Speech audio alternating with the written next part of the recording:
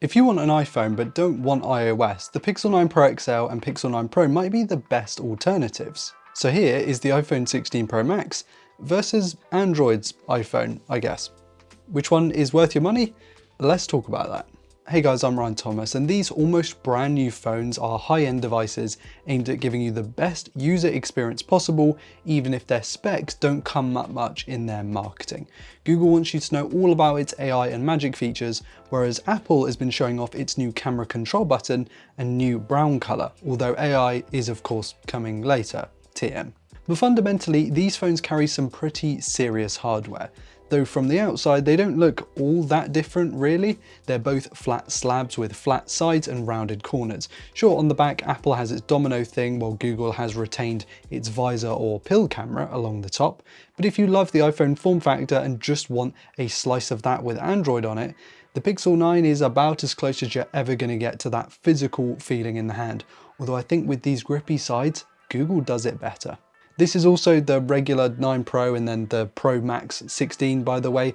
I couldn't get a bigger Pixel or a smaller iPhone for this video, but trust me, for illustration purposes, these are just gonna have to do. Pricing is very similar between these two. Both phones are $1,000 for the base 128GB model, and then if you go XL or the Max, both 256GB versions are $1,200, but of course Google offers that in between 128 version of its XL, which is cheaper. Needless to say, there's some pretty serious phones for people with very deep pockets.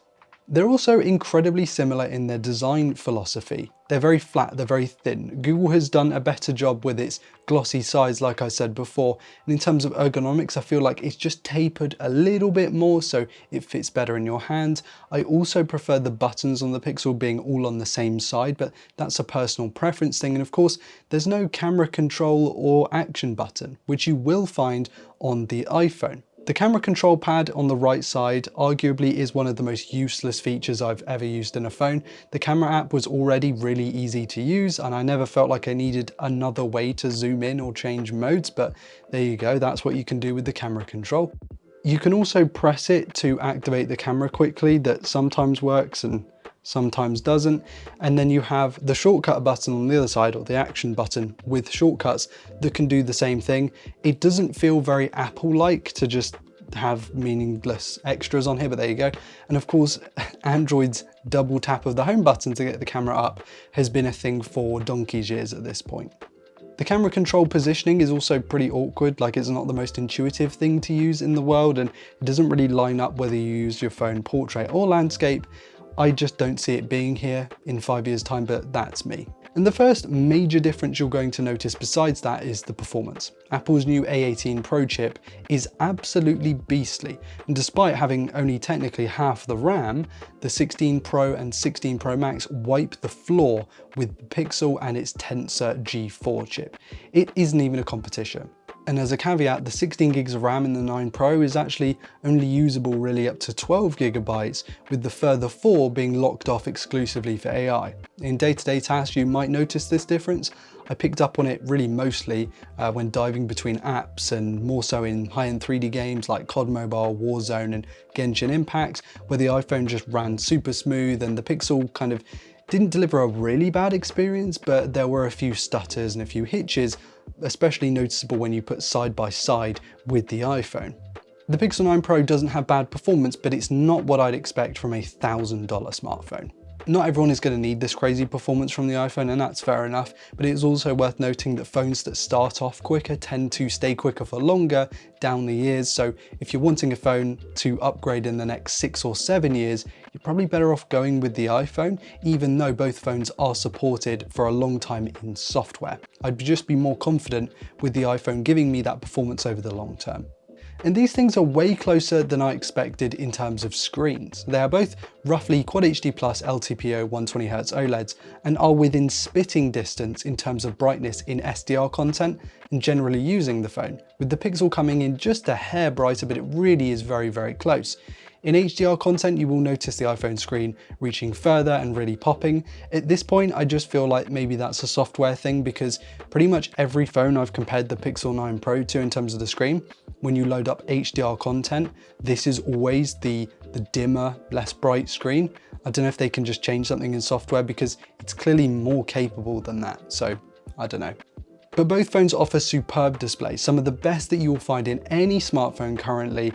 They are incredible and make for watching movies, playing games, doom scrolling, and everything in between just fantastic.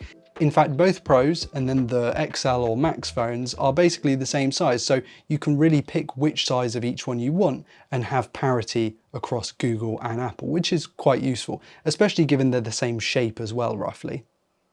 Apple and Google this time around have opted to include the 5x optical zoom from their larger SKUs in the smaller variants.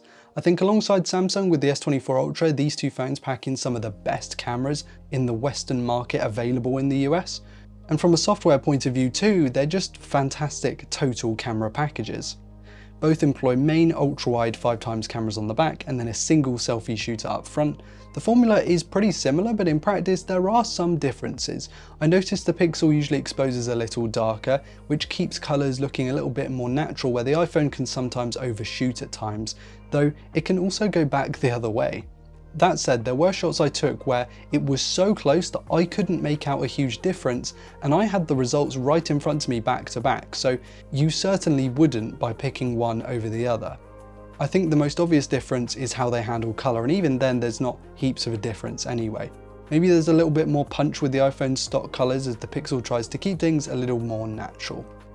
Both offer good 5x cameras, but I really find the Pixels to be just that bit better. Deep into the digital zoom at sort of 20x and above, both phones perform extremely similarly with quite mushy final results, but certainly good enough to make out what you're taking a photo of. At these extremes though, I do think the iPhone might just edge out the Pixel in detail, at least natural detail at the very least. And in video, these two are way closer than any Apple fanboy will have you believe, at least in auto. Google's 8K video boost is amazing. It might even be the best auto video in any smartphone alongside the iPhones. Sure, the iPhone can shoot 120fps and Ultra HD if you fancy that, where the Pixel cannot, but that's not really going to be for most videos shot on a smartphone. And this is also caveated by Apple's ProRes log, which I won't go into too much here, but essentially it is the best unfettered video on a smartphone. Maybe 1% of all Pro Max users will ever use this feature because it's more of a pro tool than a consumer one, but one that just gives you so much quality. These cameras are ridiculously close, but I think I'm just going to have to give it to Google this time around. They are just that little bit more dependable and feature rich from a consumer point of view, but if you're a videography pro, which is probably not very many of you, maybe go iPhone. I found battery life to be pretty great on both phones in that they both easily last me a full day, and from conversing with my colleagues who have the bigger Pixel and the smaller iPhone, this is seemingly the same across the board. Doesn't matter which of the 4 models you go with, all-day battery life is pretty much guaranteed for all but the most hardcore of smartphone users. The corresponding sizes seem pretty neck and neck in terms of longevity, in that the Pro Max and the Pro XL smartphones will give you a little bit more battery life, which is to be expected given they're larger and they can pack in bigger batteries.